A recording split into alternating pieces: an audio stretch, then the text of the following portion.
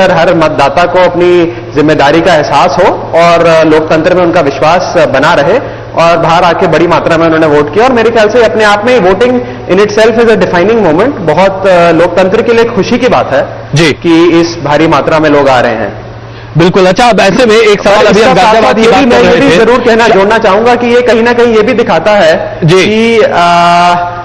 लोग एक बदलाव चाह रहे हैं। यदि इतनी भारी मात्रा में आ रहे हैं बस मैं वही सुनना चाह रहा था। दरअसल आपको 2004 और 2009 बदलाव किसके लिए नहीं थे? राघव जी, ये बदलाव किसके लिए? बदलाव अरविंद केजरीवाल के लिए है या नरेंद्र मोदी के लिए है?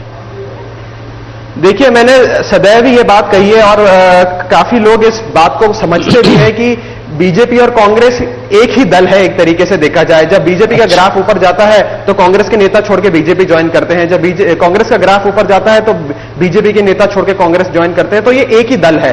असली वैकल्प अगर देखा जाए, जैसे हम ऑल्टरनेट कहते हैं, तो वो एक आम आदमी पार्टी के रूप में लोगों को नजर आ रहा है जो भ्रष्टाचार और सांप्रदायिकता की राजनीति खत्म करने आए हैं। और ये हमारी विकल्प आप है। मेरे पास वक्त बहुत कम है क्योंकि मुझे कुछ देर के लिए एक छोटी सी टिप्पणी संबित जी के यहां पर ले लेते हैं, फिर उसके बाद तुरंत हम चर्चा वापस इस पर आएंगे। संबित जी, तो जब तक दिल्ली में आम आदमी पार्टी लड़ रही थी चुनाव विधानसभा का, तो हम भी बहुत ही गर्मजोशी के साथ डिबेट करते थे। मुझे लगता था वो एंटाइटल करते थे उस समय। मगर जब राष्ट्रीय परिप्रेक्ष्य में चुनाव हो रहा है और आम आदमी पार्टी कहती है कि हम ही विकल्प है, तो मुझे लगता है वो एंटाइटल नहीं करते हैं कि हम लोग बहुत एग्रेसिवली उनको रोकें या इसके खिलाफ कहें। हिंदुस्तान जानती है वाकई विकल्प कौन है और क्या करना चाहिए, और उसी तरजीह पर ये उत्साह पूरे हिंदुस्तान में, इंक्लूडिंग आपको आश्चर्य होगा कि 7 तारीख को जिस प्रकार का रिजल्ट आसाम में लोगों का रहा है कि 85 आसाम अकॉर्ड के बाद जिस तरह से लोग निकल के बाहर वोट किए हैं, मुझे तो नहीं लगता है आम आदमी पार्टी के लिए आसान वोट करें। चलिए, हम यहां पर रुक रहे हैं कुछ देर के लिए, लेकिन उससे पहले हम आपको एक बार फिर बता दें, दिल्ली की 7 सीटों पर जिस तरीके से मतदान के प्रतिशत सामने आती हुई दिखाई दे रही है, ऐसा अनुमान बताया जा रहा है कि करीब 52 से 54% मतदान 4 बजे तक हो चुका है। और अगर इसी तरीके से मतदान लगातार आगे बढ़ता रहा तो हो सकता है कि यह आंकड़ा 70% तक भी पहुंच जाए। और अगर ऐसा होता है तो यह अपने आप में अप्रत्याशित दिल्ली के लिए होगा, क्योंकि 2009 में 53% मतदान ही हुआ था। ऐसे में 17% अगर वाकई में मतदान ज्यादा होता है तो किसके हक में जाएगा और कहां जाएगा, यह बहुत कुछ बताएगा आने वाले दिनों में राजनीति के बारे में। हम रुक रहे हैं यहां पर कुछ देर के लिए, वापस आते हैं अन्य राज्यों की चर्चा, उसके बाद शुरू करते हैं।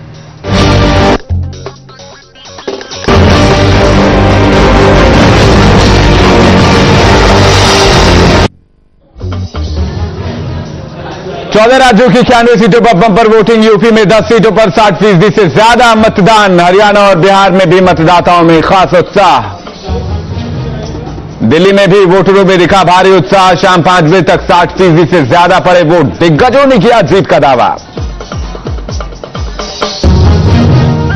कड़ी सुरक्षा के बीच छत्तीसगढ़ और झारखंड के नक्सल प्रभावित इलाकों में भी डाले गए वोट। ओडिशा में 45% से ज्यादा मतदान।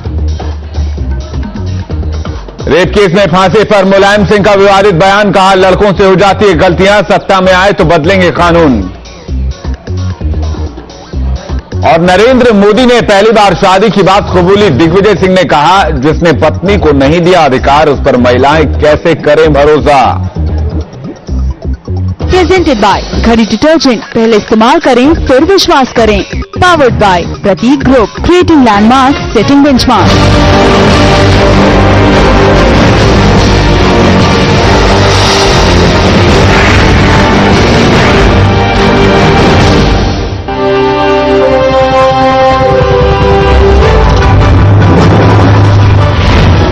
आप लगातार देख रहे हैं आपका वोट आपकी सरकार, और अभी हमने बात की दिल्ली और एनसीआर के आसपास के इलाकों की, और आइए अब नजर डालते हैं उत्तर प्रदेश में।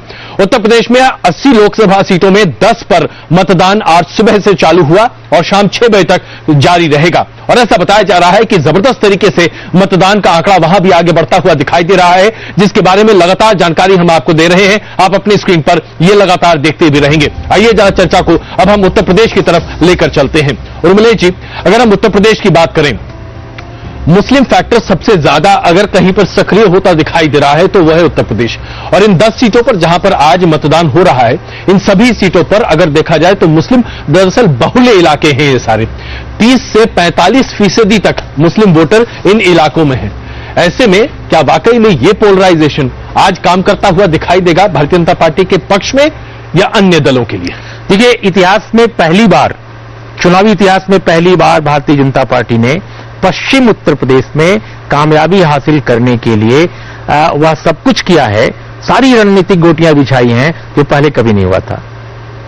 और अगर अजीत सिंह, चौधरी अजीत सिंह और उनका खानदान जी अगर पश्चिम उत्तर प्रदेश में जो इतना कंफर्टेबल हुआ करता था हमेशा से, अगर वो डरा हुआ है किसी से, तो वो और कोई पार्टी नहीं है, सपा और बसपा नहीं है, सिर्फ बीजेपी है। तो ये मुजफ्फरनगर कम्युनल राइट का, चाहे उसके लिए मुलायम सिंह यादव की सरकार यानी अखिलेश यादव की सरकार को जितना जिम्मेदार ठहराया गया हो, मिस मैनेजमेंट के लिए, मिस हैंडलिंग के लिए, लेकिन दंगा जैसे शुरू हुआ और दंगे की फसल जिस तरह काटी गई है, उसके लिए बीजेपी जाहिर है उसको फायदा उठाना चाहती है। और ये जो दंगों की फसल काटने का मामला है, देखिए संबित महापात्रा हमारे मित्र हैं, बुरा न माने, बीजेपी ने हर जगह सांप्रदायिक ध्रुवीकरण से अपने को आगे बढ़ाया है। कोई स्टेट हमको बता दीजिए, एक स्टेट बता दीजिए जहां बीजेपी ने सांप्रदायिक ध्रुवीकरण के बगैर राजनीति की हो, एक्सेप्ट गोवा जो एक छोटा राज्य है, उसके अलावा कोई सूबा और नहीं है। बिल्कुल, अगर हम बात करें तो कानपुर में भी संबित 3 दिन पहले जबरदस्त हिंसा होती हुई दिखाई दी थी। रामनवमी के अवसर पर 10-10 हजार की भीड़ अगर जमा हो रही है और वहां पर पुलिस इसे काबू कर पाने में नाकाम होती दिखाई दे, तो अपने आप में बहुत सवाल उठाता है। मैं आता हूं आपके पास, लेकिन जरा शेषनारायण जी, मुस्लिम फैक्टर एक तरफ और हम तमाम अन्य कम्युनल फैक्टर एक तरफ देखें, लेकिन क्या यह बात अपने आप में गले के नीचे उतरती है कि जो पूरी की पूरी अल्पसंख्यक आबादी है वो एक मुश्त होकर एक ही जगह एक ही चुनाव चिन्ह पर मुहर लगाती है? क्या ये भ्रांति नहीं है? क्या उसमें बंटवारा नहीं होता? नहीं, वो तो पोलराइजेशन करने वाले जो ज्ञानी हैं वो लोग उस तरह का कुप्रचार करते हैं, ऐसा नहीं होता। बट इन 10 सीटों पे 3 एम फैक्टर हैं, एक एम फैक्टर नहीं है। पहले तो ये मैं सफाई दे दूं, एक तो मुस्लिम फैक्टर है, एक मायावती फैक्टर है और एक मोदी फैक्टर है। अभी एक हमारे जाट मित्र हैं, मार्शल कौम है, उनसे मेरा झगड़ा हो रहा था, कहते सारे दलित मोदी जी के साथ जा रहे हैं। तो हमने कहा यार मुसलमान भी ले लो फिर। तो आइडिया ये है कि वो मायावती जी के वोट उत्तर प्रदेश में कम से कम ट्रांसफरेबल वोट हैं, उनकी मर्जी से पढ़ते हैं और वो जहां कहेंगे वहीं पढ़ेंगे। तो वो मैं बार बार ये बात कहता हूं और बार सही साबित होता हूं कि उनका 15% से शुरू होता है। जहां कांग्रेस, बीजेपी, समाजवादी वाले 0 करते हैं तो 15 पे 1 बोलती है वो, बिल्कुल उसमें कुछ जुड़ जाए। और इस वक्त हालत यह है कि कुछ मुसलमानों को भी अमित शाह ने अपने साथ लिया है, इसमें दो राय नहीं है। जैसे जफर जरेश वाला गुजरात में, वैसे यहां भी व्यापारी मुसलमान कुछ चाहते हैं, लेकिन बड़ी संख्या में मुसलमान मायावती के साथ जाएंगे या मुलायम सिंह के साथ, जैसे यहां पे मुलायम सिंह की पार्टी को देंगे, जहां जो जीत रहा है उसके साथ हो जाएंगे। क्योंकि उनको गुजरात 2002 हमको भूल जाएगा, अखबारों को भूल जाएगा, मीडिया को भूल जाएगा, लेकिन मुसलमान उसको कभी नहीं भूलेगा। समझिए, देखिए बहुत महत्वपूर्ण विषय है कि उर्मिला जी ने कहा कि हर राज्य में जहां भारतीय जनता पार्टी ने अपना परचम लहराया है वो एक कम्युनलाइजेशन के मोड के अंतर्गत लहराया है, और अभी हाल फिलहाल में मुजफ्फरनगर का उदाहरण दिया। तो मुझे लगता है ये जो चर्चा चल रही है कहीं ना कहीं जुडिशियल इग्नोरेंस भी इसमें शामिल है। क्योंकि देखिए, अगर सुप्रीम कोर्ट खुद कहती है कि फंडामेंटल राइट्स को अपहोल्ड नहीं कर पाई सपा सरकार, अगर सपा सरकार के गलती के कारण से मुजफ्फरनगर के दंगे हुए, तो भारतीय जनता पार्टी का वहां क्या रोल है? ना तो वो वहां सरकार में है, न केंद्र में सरकार में है। और सुप्रीम कोर्ट ने यह भी कहा कि केंद्र के सरकार के इंटेलिजेंस का फेलियर भी रहा है। तो कहीं ना कहीं ये मैच फिक्सिंग कांग्रेस और सपा के बीच में हुआ है और वो मिसकैलकुलेट हो गया। मानिएगा संबित जी, लेकिन आपके नेता वहां पर मंच पर खड़े होकर ऐसे भड़काऊ भाषण देते हुए पाए गए, जिनके ऊपर रसूखा लगाने की बात जरूर की गई, लेकिन फिर साबित नहीं हो पाया क्योंकि समाजवादी पार्टी सरकार ने शायद बहुत निश्चितता से उसे आगे नहीं बढ़ाया। लेकिन देखिए, ये आप दोनों की सेटिंग हो सकती है। फैक्ट रख दो अजय जी, एक फैक्ट रख दूं। वैसे तो सुप्रीम कोर्ट ने कहा कि सुप्रीम कोर्ट मॉनिटर्ड एसआईटी नहीं होगा, पर एक एसआईटी सपा सरकार ने भी जस्टिस सहायक के अंतर्गत बनाया था। उस एसआईटी की रिपोर्ट को आप पढ़िए, उनमें से एक सुप्रीम कोर्ट का हवाला आप लोग इतना देते हैं, मॉडर्न डे नीरो भूल गए क्या?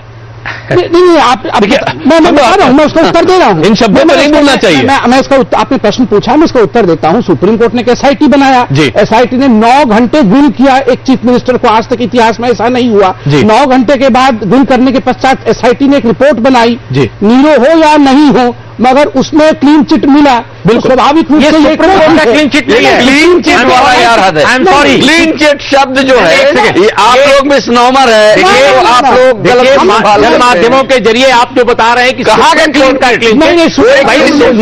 द्वारा गठित एसआईटी की वो है, अभी लोअर कोर्ट से आपको केवल मिला है, हाई कोर्ट में जा रहा है, वो भी सुप्रीम कोर्ट में जाएगा। कंप्लीट कर हिंदुस्तान में आइए जरा चर्चा चर्चा को ग्राउंड पर ले चलते हैं। समीर जी एक सेकंड, जी इतना जी कहना है जी कि कंपैरिजन ऑफ कोर्ट्स जी कभी नहीं होना चाहिए। नहीं, कंपैरिजन ये कह देना कि लोअर कोर्ट गलत और ऊपर कोर्ट कोई नहीं कह रहा है।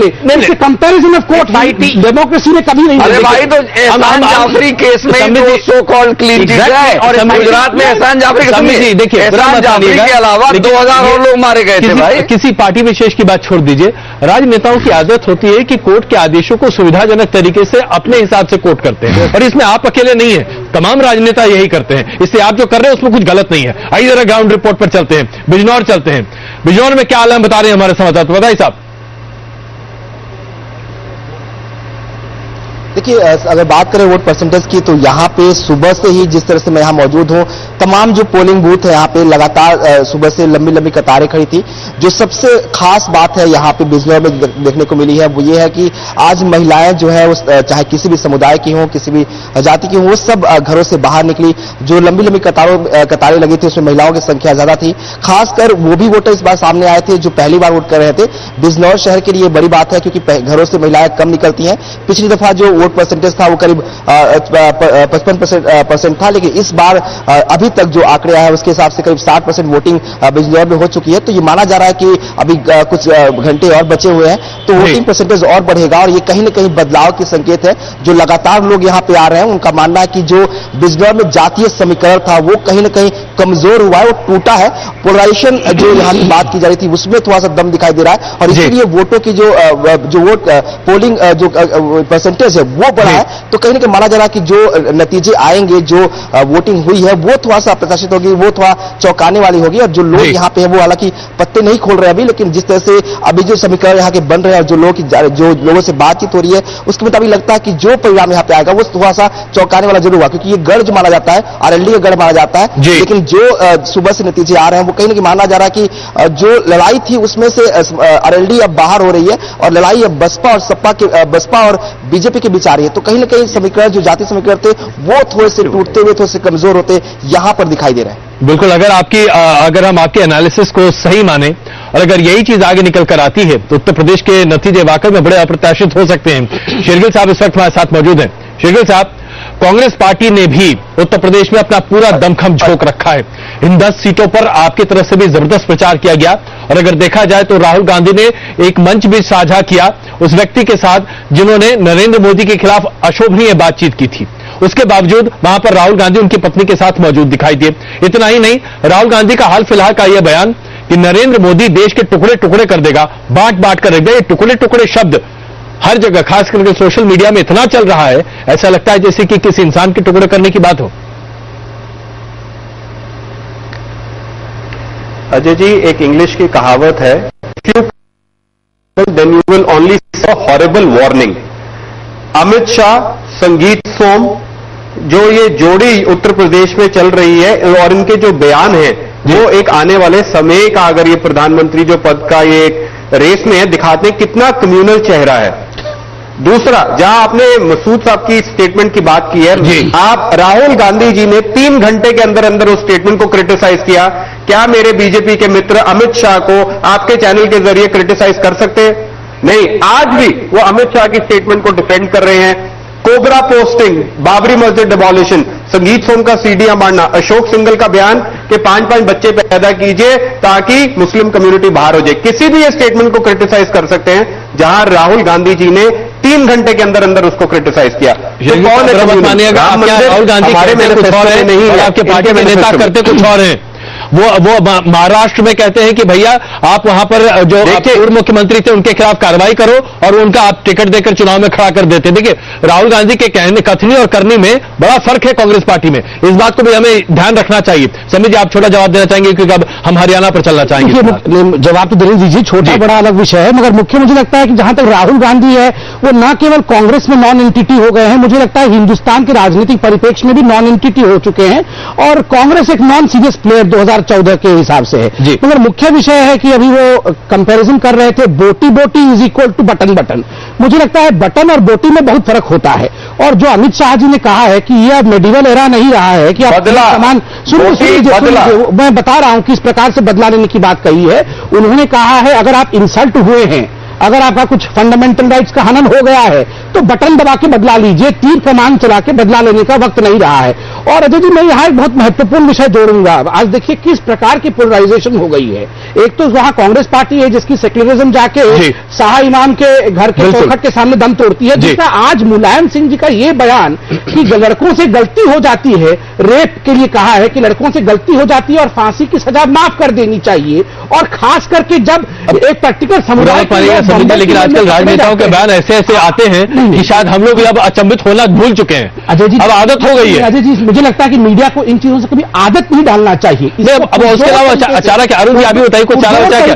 अपने दर्शकों को अभी हम दिखाएंगे भी आपको कि मुलायम सिंह जी ने कहा क्या है, लेकिन अरुण जी क्या वाकई में चारा बचा? अब तो जिसको जो मिल रहा था कुछ भी बोलकर बाहर निकल चल पड़ता है। नहीं, निश्चित तौर पे जिस तरह के हल्के बयान आ रहे हैं और जो अगंभीर किस्म के बयान आ रहे हैं जी, वो मतलब निंदनीय ही नहीं, वो बिल्कुल उपेक्षा करने लायक ही है। बिल्कुल निश्चित तौर पे जो राष्ट्र जिस तरह की जरूरत जिसकी है, जिन गंभीर विमर्शों में जाने की जरूरत है, उन गंभीर विमर्शों की तरफ हमें ध्यान देना चाहिए। लेकिन एक बात मैं जरूर कहूंगा कि नरेंद्र मोदी जिस तरह से सत्ता में आ रहे हैं और उनके व्यक्तित्व में जिस तरह से ध्रुवीकरण की जो है वो राजनीति है, वो देश, भारत जैसे देश की एकता के लिए खतरनाक है। टुकड़े शब्द अगर, लेकिन इनकी पार्टी उनको आने कहां दे रही है? और चलिए तो इस बात आइए हम चर्चा करेंगे, क्योंकि हमारे पास बहुत वक्त है और भी चर्चा करने के लिए। लेकिन इससे पहले कि हम हरियाणा पर चले, आइए हम आपको दिखा देते हैं कि मुलायम सिंह यादव, जो कि बहुत ही वरिष्ठ नेता हैं, रक्षा मंत्री रह चुके हैं, उनका ये बयान अपने आप में हम सबों को हिलाकर रख गया, जिस तरीके से उन्होंने इस बात को कहा है। आइए आपको दिखाएं मुलायम सिंह ने कहा क्या है। फांसी दी जाएगी? 3 लड़के हैं, गलती हो जाती है तो 3 को भी फांसी दे दी बम्बई में। अब सोचिए आप, ऐसे कानूनों को बदलने की कोशिश की जाएगी, दुरुपयोग करने वालों को सजा देंगे और झूठ रिपोर्ट करने वालों को भी सजा का प्रावधान किया जाएगा।